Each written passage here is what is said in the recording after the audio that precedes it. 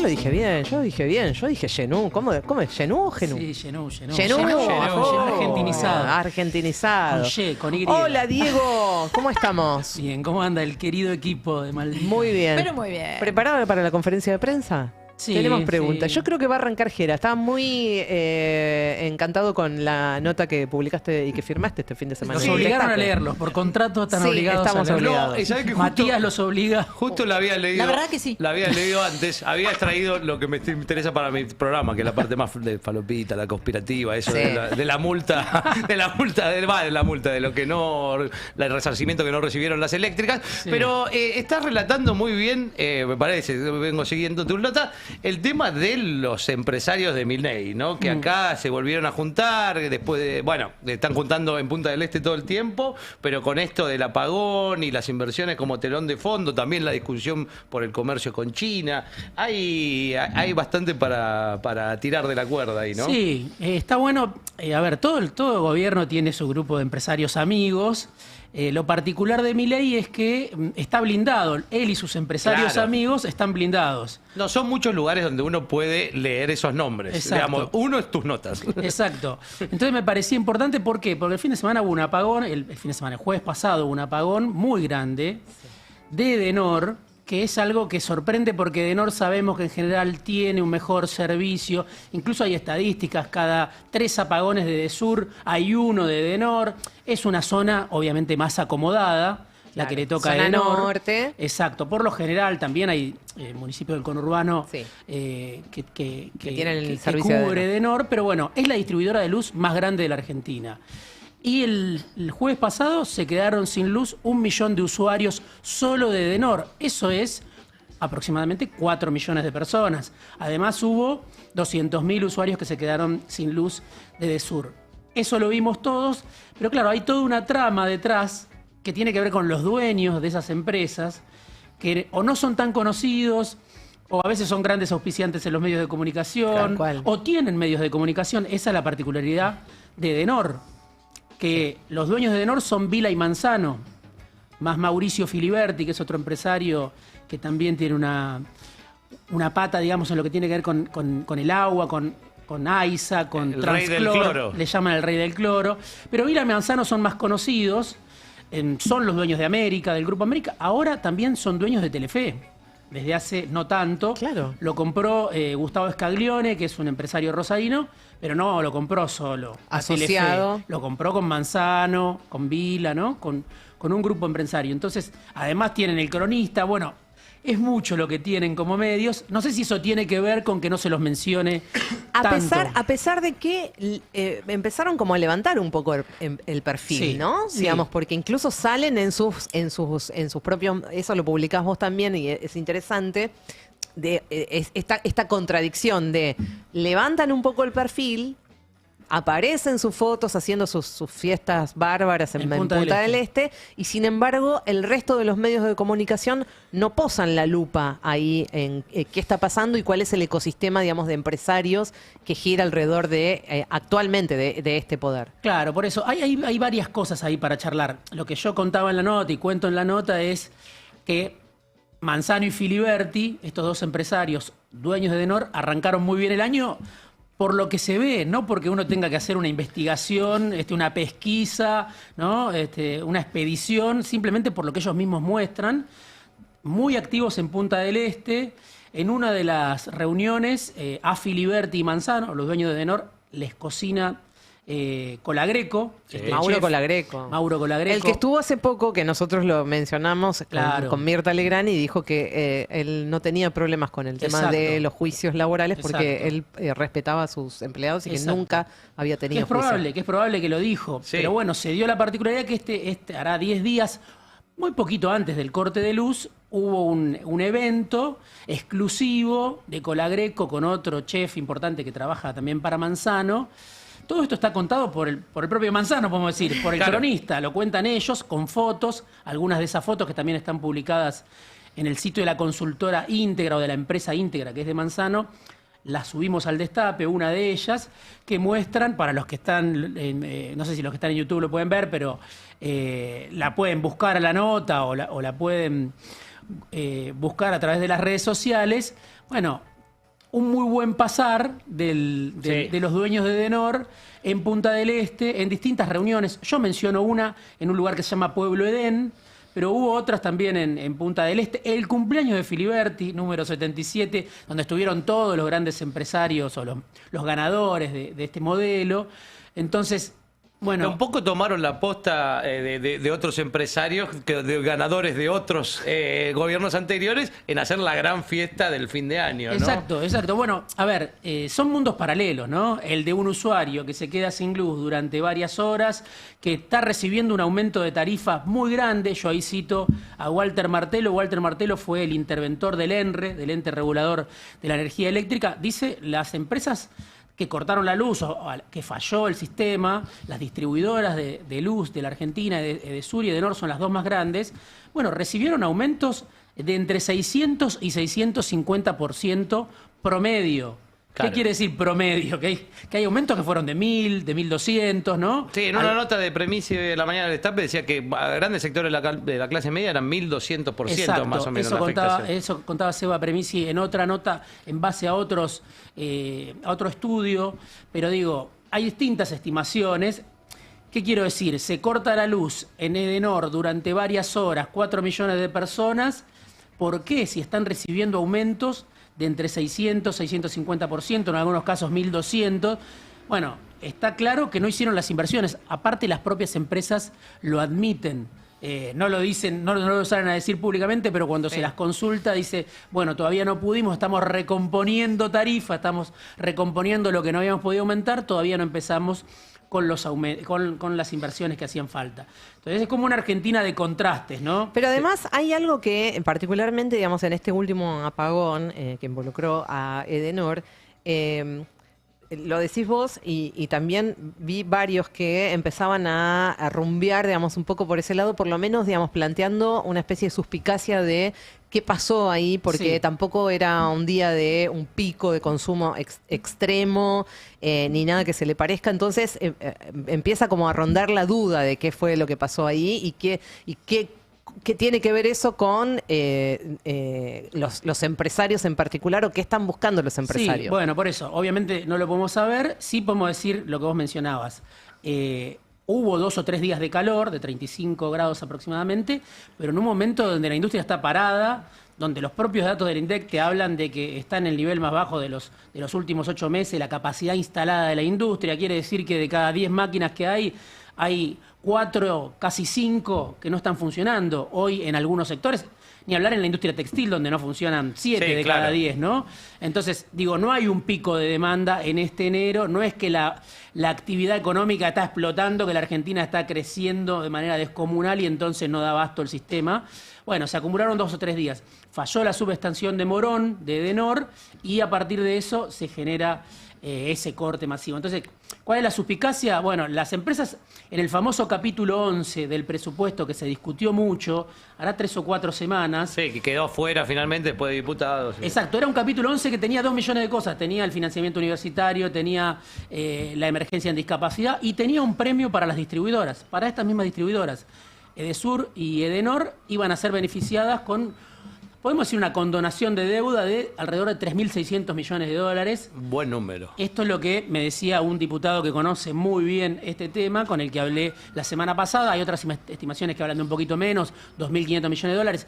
Bueno. Mirá, hubieran podido pagar ahora que les había vencido los primeros días de enero, ¿no? Sí, Los- a ver, los es muy 4.000 y técnico pico. esto, pero digamos, cuando las empresas tienen las tarifas pisadas, en realidad también ellas se endeudan. ¿Con quién se endeuda? Con una cámara mayorista que se llama Camesa, que es la que les provee la energía a las distribuidoras, porque ellas no generan la energía, Edenor y Edesur. ¿Camesa tiene mayoría estatal? Sí. Y también hay componente privado. Ok. Entonces, bueno, ¿qué quiero decir? Las empresas querían que se les condone la deuda que tienen con Camesa las distribuidoras. Hay un concepto de, bueno, yo no pude aumentar las tarifas durante algunos años, durante el gobierno del Frente de Todos, entonces permítanme a mí limpiar esa deuda. Bueno, eso finalmente se cayó. Entonces, la suspicacia tiene que ver con esto. Cuando el premio venía para las distribuidoras, que es un premio muy importante, finalmente se cayó ese capítulo en el Congreso, 3 o 4 semanas viene este apagón. Sobre todo es extraño lo de Edenor, porque siempre decimos, no es que el servicio de Edenor sea brillante, pero siempre es un poco mejor que el de Edesur, pero no desde estos empresarios. Desde que se privatizó hace 30 años, siempre a Edesur la tuvieron los italianos, los españoles, los brasileños, bueno, ahora lo tienen los italianos, hace mucho en él, y siempre fue pésimo. Es el servicio que se brinda, sobre todo en la tercera sección electoral, que es muy importante. En algún momento los intendentes del conurbano dijeron, queremos asumir nosotros el servicio eléctrico, porque es tan malo el servicio que después los vecinos se quejan con nosotros. Bueno, eso fue una discusión que se dio durante el gobierno del Frente de Todos.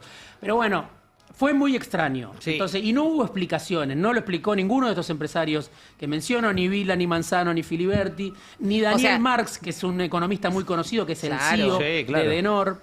Claro. No, digo que vos, para que se termine de entender, o sea, no hubo un acuerdo para que le quitaran esa deuda. Entonces, la empresa es, mira cómo te cortó la luz. Bueno, no podemos yo decir lo pongo en esos términos. De ninguna manera podemos yo. decir nosotros eso, no tenemos elementos. Pero sí, digamos, hay una crónica que está muy claro. Ese capítulo tenía un premio muy grande para las distribuidoras. Ese premio se cayó. Después vino este corte de luz. Pero además ya hubo de Edesur un corte de luz muy grande. El 30. Hace 15 días. El muy 31 grande. de diciembre. Yo incluso el miércoles pasado publicaba en el Destape una nota cuando hablaba de cómo aumentó la inflación y empezaba contando testimonios de gente que conozco de la zona sur que la semana pasada, antes de este gran corte, había tenido cortes de Edesur de 17, 18 horas. Sí. Ininterrumpido en la tercera sección electoral. En Navidad. Exacto, y después también los primeros días de enero. Y claro, no sale publicado, es como que los usuarios están a la deriva. Y el último dato que yo menciono en la nota es que ahora se está creando un ente regulador. Los entes reguladores siempre estuvieron pintados, desde la época del menemismo. Medio que el menemismo los creó para decir, ok, hagan lo que quieren las empresas. Claro, los creó con la reforma del Estado, ¿no? Exacto, en la época de Dromi, de Menem. Ahora, Milei quiere hacer una nueva reforma. Hay dos entes reguladores, cuando a uno le cortan la luz, cuando tiene un problema, se va a quejar o al ENRE o al Enargas. Ahora van a estar fusionados en un solo ente. Bueno, ¿quiénes son los nombres? Obviamente la sociedad no los conoce. El lunes pasado, 3 días antes del apagón, a Victoria Villarruel, la secretaria de Energía de este gobierno que se llama Tetamanti, le manda la lista de los 5 integrantes del nuevo directorio de este ente regulador unificado. Son toda gente que viene de las empresas. No hay una sola persona que viene de una asociación de usuarios, ni siquiera ya de las provincias, porque el gobierno eliminó la representación de las provincias. Entonces digo, aumento de tarifa, corte de luz y el ente regulador copado por gente que viene de las empresas que puede saber. Empresas del mismo rubro, digamos. Exacto. O sea, ¿se controlan a sí mismos? Claro. Sí. ¿Qué significa el hecho de que hayan sacado representación provincial? Bueno, los gobernadores no pueden tener a nadie que los represente, ¿no? Porque también hay distribuidoras de luz que son de las provincias. Claro. En muchas provincias hay distribuidoras de luz donde el Estado tiene participación. Bueno, en los estados provinciales. Exacto, estos entes reguladores no van a regular solo a Edenor y Edesur, van a regular en todo el país. Entonces, es lógico que las provincias tengan también representación, que puedan... las universidades tendrían que tener representación, las asociaciones de usuarios, solo las empresas. Más allá de que uno puede decir, bueno, es gente esta que va al directorio que todos saben del rubro. Sí, saben, pero trabajan para las empresas. Es muy difícil, y esto lo decía Walter Martello también, el ex interventor del ENRE, es muy difícil que haya independencia en ese ente. Si vos poner gente que viene de Central Puerto, que son consultores de empresas, está bien, tienen que estar, sí, pero además que haya alguien que represente a los afectados por los cortes de luz y el tarifazo. Para equilibrar un poco la No hay nadie, no hay nadie. Nadie que equilibre. Y además vos contás ahí que, digo, antes de este cambio que pretende hacer el gobierno con toda esta gente que responde a los mismos empresarios, ya igual los temas de multas y demás, y haces un paralelo a lo que está pasando con Flybondi, Escaturice y demás, que las multas son como risibles, son irrisorias. Sí, hay una reforma que hizo también el gobierno de Milei. Antes las multas incluían los distintos segmentos, porque la luz tiene generación, distribución, transporte. Entonces las multas eran más grandes porque incluían esos 3 rubros, que son los 3 rubros claves para la generación, transporte y distribución de energía. Por eso, insisto, las distribuidoras son Edenor y Edesur, las que conoce un usuario común. Pero después hay grandes empresas que generan la energía.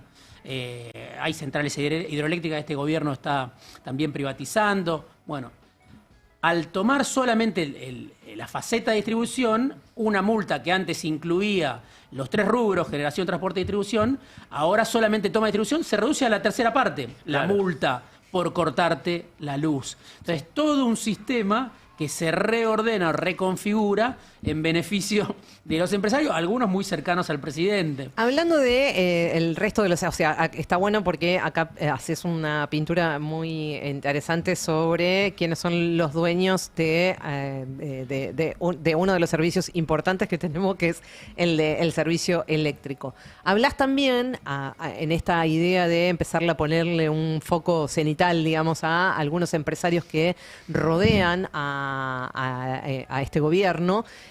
Por ejemplo, de Escaturice, pero también lo mencionás a Dietrich, digamos, como digamos, figuras importantes en diferentes rubros, claramente, que están pasando bastante inadvertidos, sobre todo teniendo en cuenta que, como por ejemplo Escaturice, dueño de Flybondi, protagoniza hace nada...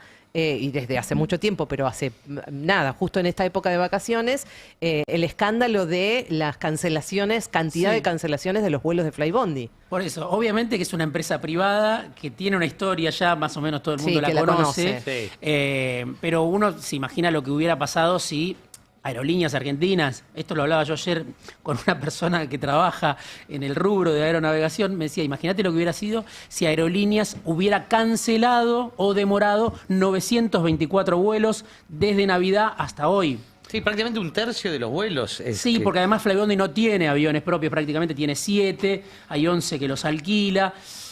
A ver, son usuarios que están a la deriva. Obviamente te cagaron las vacaciones, te cagaron las fiestas. Claro. Uno sabe cuando saca un pasaje en Flybondi que tiene su beneficio en el costo, pero tiene sus riesgos que son muy altos.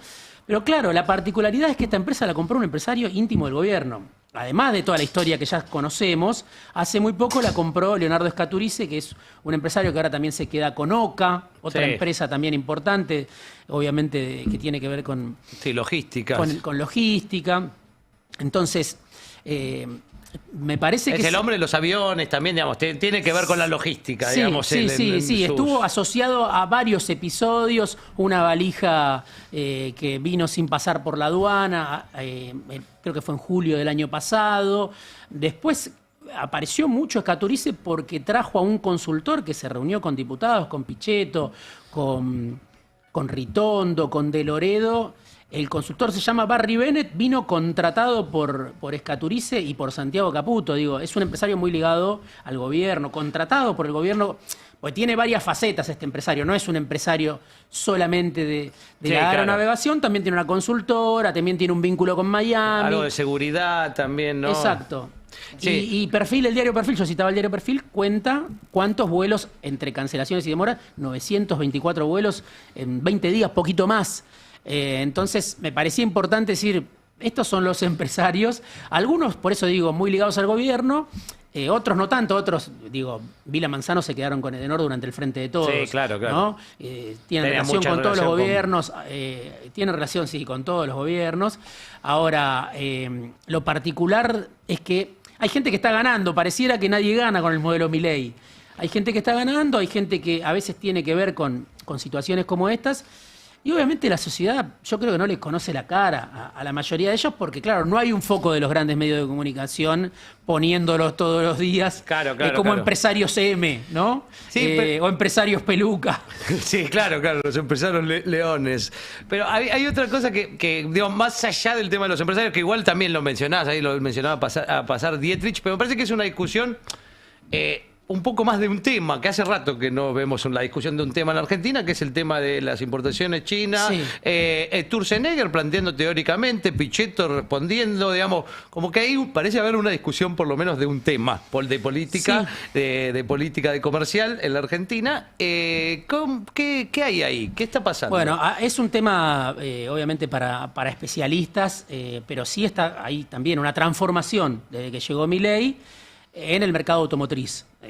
Sabemos que durante los años sobre todo durante los años del kirchnerismo, las automotrices, los empleados de las automotrices, también conozco casos personalmente, bueno, los afiliados de Esmata con muy buen poder adquisitivo, con mucha producción, con mucha exportación, en un momento con récord de ventas, se llegaron a vender, a producir alrededor de 1 millón de autos en su momento, bueno, hoy es menos todo Producir, eso. claro. Sí, producir, vender, muy, muy alto también lo que vendía en el mercado doméstico. Ahora, sobre todo, se exporta a Brasil camionetas y empiezan a entrar autos chinos, ¿no? Y ahí hay toda una discusión. Pichetto lo marcaba como una contradicción, fue uno de los que se quejó Pichetto, como una contradicción con cómo le abrís la puerta a los chinos cuando estás alineado con Estados Unidos. Pichetto quiere un alineamiento todavía mayor con Estados Unidos. Claro, que Trump dice otra cosa. Claro, sí. Él quiere que lo que no entre nada que tenga que ver con los chinos. Está tirando en yunta con Guillermo Moreno. Sí, están coincidiendo mucho Pichetto y Moreno en ese rubro. Pero claro, se está como reconvirtiendo la industria, entonces de repente aparece Dietrich, que era ministro de Macri, que siempre tuvo una concesionaria, trayendo los autos chinos. Entonces hay marcas que uno va y las compra directamente a Dietrich. Aparece otro empresario, que yo también lo menciono, que anduvo por Punta del Este, que es un empresario de la década del 90, que se llama Manuel Antelo. Antelo, sí. Bueno, hoy están, reconvirtiéndose a importadores, porque ya la producción local es menor. Y la semana pasada lo que se vio fue esa escena de un barco con alrededor de 5.000 o 7.000 autos que venían de China. Bueno, Caputo le responde, le dice, es un segmento, esto es para todo el año. Argentina, fue acordado con la industria automotriz argentina. Fue acordado con la industria. Pero es cierto lo que vos decís, se empieza a dar una discusión de hasta dónde conviene. Porque claro, si vos liberás por completo, si no ponés ningún tipo de arancel, si abrís discriminadamente, si tenés una apertura indiscriminada, bueno, te van a llover productos chinos. Esto pasa en la industria automotriz y pasa en cualquier otro rubro. Paolo Roca de Techin, un empresario también muy importante de la Argentina, en su momento, hará un mes, hablaba de la cantidad de heladeras y lavarropas, ¿no? Que antes se importaban 5.000 lavarropas por mes y ahora se importan 85.000. Sí, también tiene una amenaza, ¿no? La de los caños. Yo me compraron los caños a mí y te cierro la planta. También, claro, con ese modo brutal de Roca, ¿no? Por un lado defiende la industria argentina, por otro lado dice, bueno, si no gano una licitación, esto era en Río Negro, voy a cerrar la planta de Valentín Alsina. Donde se fabricó en su momento el gasoducto Néstor Kirchner. Claro. Bueno, a ver, estamos frente a una transformación muy profunda donde hay ganadores y perdedores. Eso es lo que vemos todo el tiempo. Y claro, es muy violenta y no da margen para que haya sectores que se acomoden. Algunos, los que tienen posibilidad, los que tienen tiempo, los que tienen recursos, se reconvierten rápidamente. Entonces dejan de vender autos locales y empiezan a vender autos importados. Otros no tienen esa capacidad. Entonces, digo, alguien que fabrica autopartes locales, claro, bueno, se ve complicado. Tiene que cerrar la fábrica, tiene que decir empiezo a importar y ya no produzco más en el mercado local. Y eso después se traduce en desempleo. Entonces, es un poco la escena que vemos. Bueno, pero según Sturzenegger, eso ya después los que desempleados se van a acomodar en el sector de exportador. Para digamos poder respirar. Porque Ojalá fuera así, ¿no? Ojalá fuera así. Pero lo que vemos no es exactamente eso. Lo que vemos es que se pierde empleo de calidad y ese empleo de calidad no se recupera porque el empleo que se genera está muy restringido a ciertos sectores, ¿no? Lo sabemos, lo repetimos, es la energía, es vaca muerta, es el agronegocio, es la minería ahora creciendo muy fuerte, pero que no genera tanto puesto de trabajo. Entonces, la pregunta es, ¿qué va a pasar con los conurbanos del país? Sí. Claro. ¿No? Donde se concentra la mayor cantidad de gente, donde muchas veces cierran esas pequeñas y medianas empresas que producen, ¿no? Donde el parate de la actividad se siente muy fuerte. Entonces, a mí me interesa a veces cuando hablamos de política, no solo hablar de lo que discute el Congreso, sino de, no sé si llamarle, pero la realidad efectiva de lo que estamos viendo todos los días, de cómo se transforma la Argentina. Algunos sectores ganan, otros, incluso eso, no necesitan invertir, simplemente reciben una tarifa de 600% más alta, pero no se les exige. No hay una contraprestación. No se les exige prácticamente nada a cambio. Y después, claro, la política frente a esto a veces parece como impotente o no está poniendo la lupa frente a esto porque hay relaciones entre la política y los sectores empresarios que son lógicas, pero bueno, no hay una mesa donde se discutan estas cuestiones. Es un tuit de Pichetto que de casualidad Caputo le contestó y bueno, aparece ahí algo. A veces alguien del Frente de Todo, de Unión por la Patria, dice algo y el gobierno lo ataca. Poco, pero bueno. Poco se dice también, como no hay reacción, y en el Congreso se discute, pero todo esto impacta en la vida de la gente, ¿no? Sí, sí, sí. Da la sensación que se necesita más ámbitos donde empiece a haber, digamos, una voz. Yo creo que sí, que debería ser no solo disonante. lo que va al Congreso, no solo los proyectos de ley que van al Congreso, o las Exacto. decisiones del gobierno. Después, por último, citaba también un mapa federal que hace el Centro CEPA, que te muestra 677 empresas, grandes empresas, yo menciono ahí alrededor de 50 en la nota del Destape, grandes empresas de la Argentina o que cerraron, o que están en riesgo de venta, o que tienen despidos, o que tienen suspensiones, o que tienen retiros voluntarios en todo el país. Obviamente concentrado en la provincia de Buenos Aires, porque sabemos que la provincia de Buenos Aires, bueno, concentra el 40% del padrón, concentra también la producción. Hay alrededor de 176 empresas de esas 677 que tienen problemas. Pero impacta cuando uno ve el mapa y dice, mirá lo que está pasando en Santa Fe, mirá lo que está pasando en Córdoba, en Jujuy, en Catamarca, en San Juan, en todos lados hay empresas que tienen algún tipo de dificultad. Algunos aprovechan, Sí, sí. para ajustar personal, para sacarse de encima, no sé, activistas si querés. Pero en general, yo también he hablado con consultores de empresas, en general hay un mal humor en las empresas, no son Sí. tantos los que ganan. No la están pasando bien, no la están pasando bien. Diego, gracias como siempre, gracias por tu mirada, una de las plumas importantes que tiene el Destape Web. Vayan a leer la nota completa si quieren ahí de este fin de semana del destapeweb.com. Gracias nuevamente y hasta la semana que viene. Gracias a ustedes, Diego amigos. Genú con nosotros.